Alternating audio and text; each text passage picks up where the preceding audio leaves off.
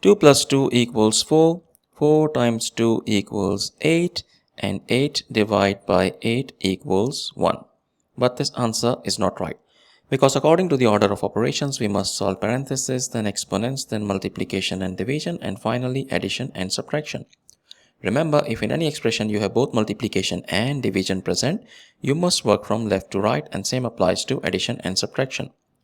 Now let's rewind and solve this problem the right way. If you notice, in this expression we have three operators present: division, addition and multiplication, but we also have parentheses present, and according to the rules, parentheses have highest priority over anything else. So let's solve what we have inside parentheses. We have 2 plus 2, which equals 4.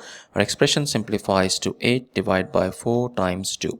Now we have two operators present here, division and multiplication, and as per the rules, multiplication and division have equal level of priority, but we must work from left to right.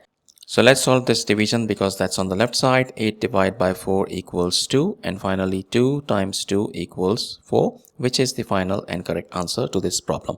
Thank you for watching. Please like the video, comment your answers and subscribe to our channel.